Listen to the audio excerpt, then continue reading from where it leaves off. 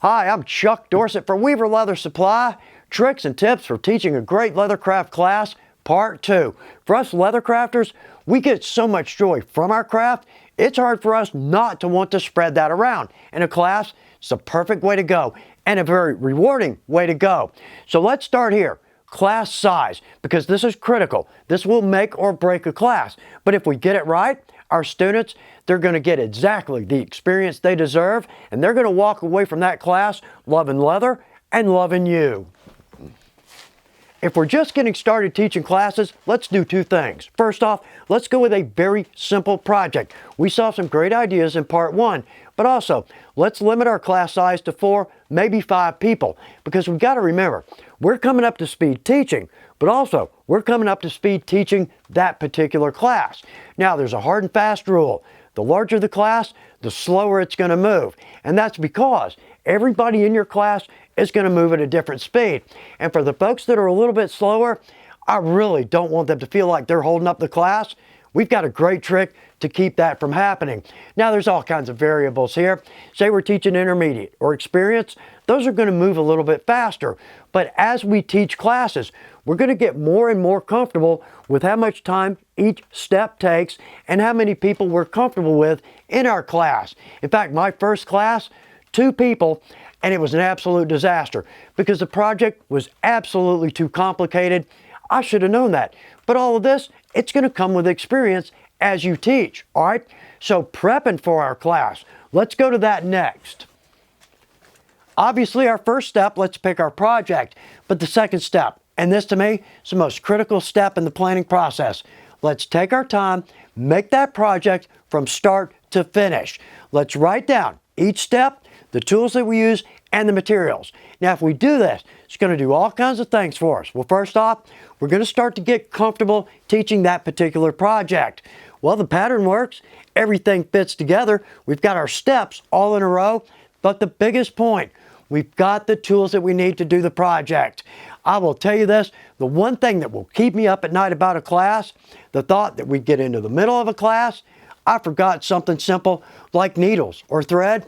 That class is dead in the water. So we can absolutely avoid that stress by simply making that project to start with.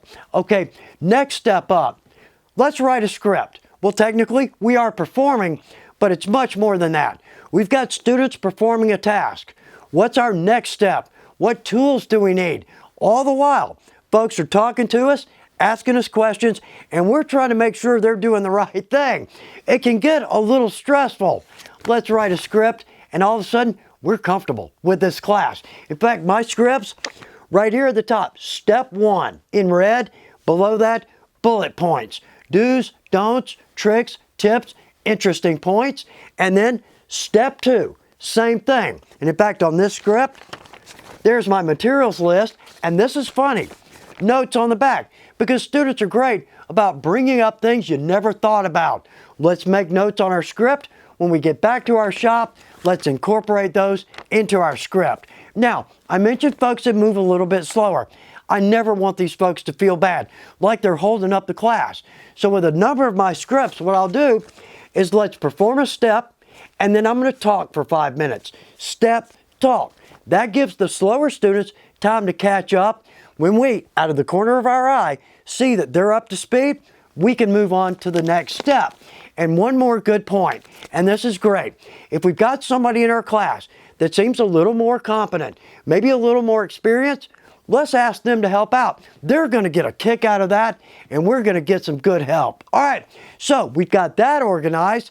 How about all the pieces and parts that the students are going to need? Well, that's easily done too, with simple baggies. In fact, these are from my wet forming class. We use all kinds of small pieces and parts. I make 1 baggie per student. When I walk into a classroom, I drop 1 baggie at each chair. I'm set up. Now, tools, it's a little bit different, simply because we all work with the problem of a cluttered workspace. So with my tools, I'll pass these out depending on what step. Then I'll collect these. That keeps them out of the way of the students. Now, another good point.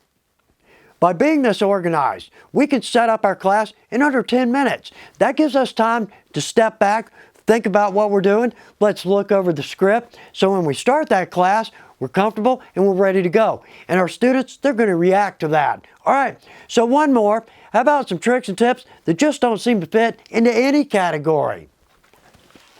If we're going to dye our project, and I strongly suggest this because it shows our students that dyeing leather doesn't have to be messy, expensive, or time-consuming. But let's do this. Let's set up just one dye station. The students can move through that pretty quickly. We can more easily monitor what they're doing, but the biggest point, we only have open dye in one place. And the same with our punches. Our English, round and oblong, these can be expensive punches. We're not going to have one for each student. So let's just set up a station.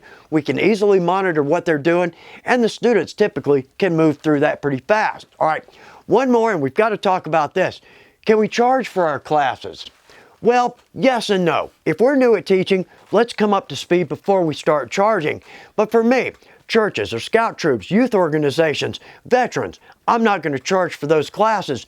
But if we have adults that want to learn the craft or learn how to make a specific project, we can absolutely charge a fee. Now, I like to tell folks, bring nothing but yourself. I'm going to supply everything. Well, they typically understand. We've got our tools, our materials, our knowledge, our time, so they're usually happy to pay a reasonable fee for our classes. All right, I keep saying one more, but let's just do two more tricks because, like I said, I want to get as much into this video as I can think of. I like to compliment each student on some aspect of their project. Now, with the beginner classes, some of these projects, they can be a little bit rough, but nonetheless, we can find some aspect or detail that we can compliment them on. That is going to make their day. And also, I typically don't touch a student's project. Well, now I didn't say that correctly. I don't help a student with their project for the sole reason that at the end of the class, I can always tell the class, you see that project?